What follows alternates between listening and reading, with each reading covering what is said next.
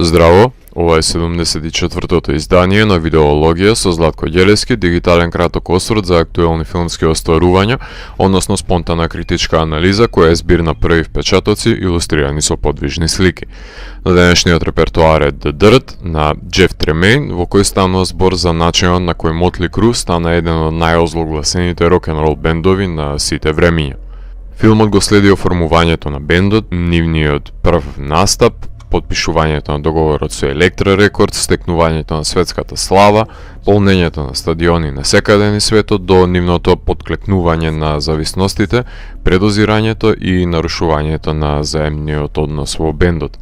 Животните приказни на Ники Сикс и Томи Ли се диаметрално спротивни, со тоа што едниот доаѓа од растурено семејство со дупка во срцето која невозможно е да ја пополни, а другиот од семејство со поддршка за сите негови потфати. Едниот е автодеструктивен, а другиот љубовџија, безнадежен романтичар со премногу љубов за повеќе девојки во исто време. Меѓутоа, филмот ќе погледнеме и во насилната страна на Ли, глумен од Машин Ган Кели. Во бандата се приклучува вонземјанинот Мик Марс со убиствените рифови, спондилоза и цинизам, и кога во соединението ќе се додаде магнетот за девојки вокалот Винс Нил, ја добиваме смртоносната комбинација на музичари кои експлозивноста на стадионските настапи ја носат и во самите клубови. Односот меѓу бендовите и менаџерите од дискографските куќи секогаш бил проблематичен, затоа што издавачите ги цедели сите пари кои не ги заслужиле, врз основа на трудот кој го вложил бендот, за на крај да не може бендот да има права над сопствените песни. Во овој филм тоа е решено со еден менаџер кој на потешкиот начин ќе го научи златното правило на Мотли Кру: не ја оставаш девојката насамо со членовите на бендот затоа што ќе имаат секс со неа.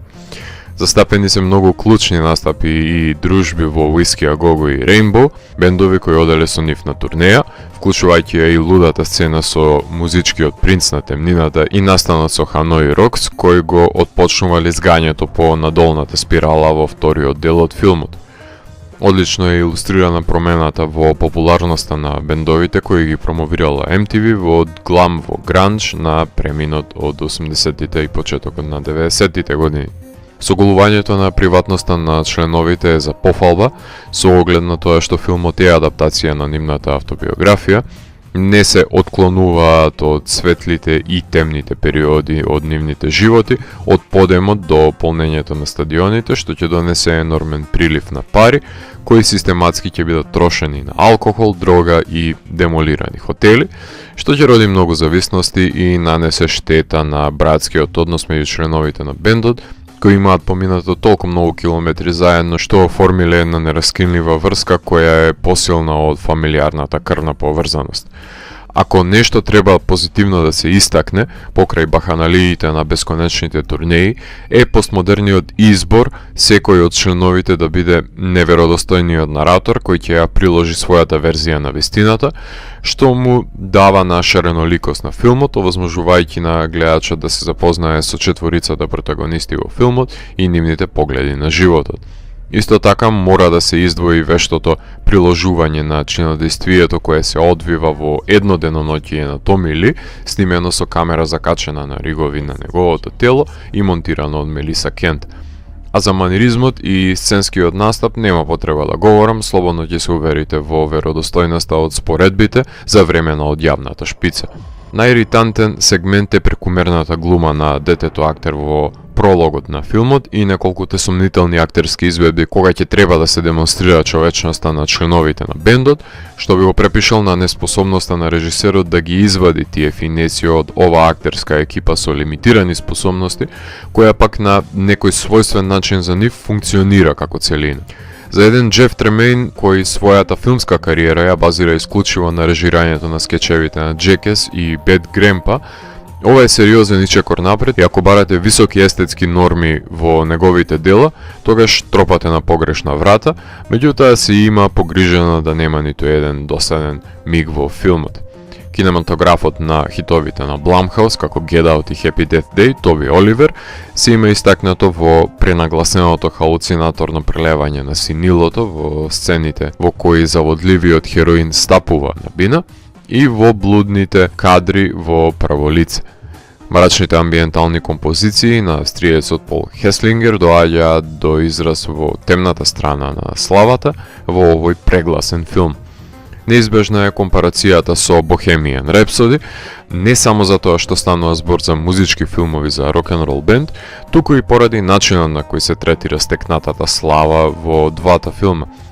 The Dirt е поверодостоен и покомплетен филм, затоа што не се отклонува од постоечката декаденција, која била препознатлива за бендот, и за разлика од филмот фокусиран исклучиво околу Фреди Меркјури, во The Dirt се запознаваме со сите членови на Мотли Кру, на виделина ја гледаме нивната вештина и маани, што овозможува да се добие целовита призма на механиката во бендот.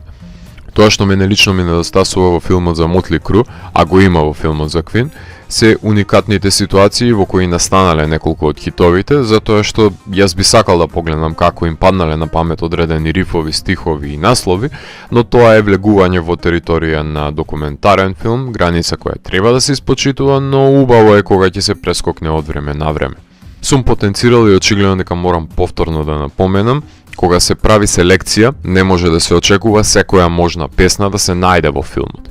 Тоа инфантилно размислување нема место во анализата, доколку потенцирана е плејада од монументалните песни кои се потребни за илустрирање на приказната, а тука препознатливите песни на Мотли Кру се застапени.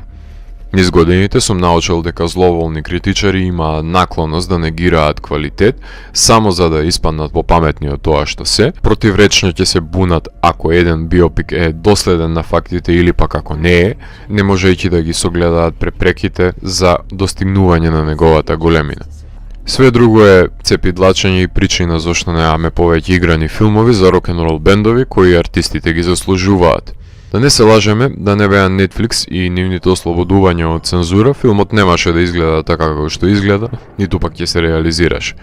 Тоа што филмот за многумина ќе биде смешен, површен, со прекумерно и преудицирано глупирање, кое наликува на цртани филмови, тоаш подсетете се на животот на рок-н-рол звездите на 80-тите и ќе се огледате дека не е диспропорционална потребата на лудаците да го живеат животот со 100 км на час, туку соодветно го отсликува нивното брзо согорување.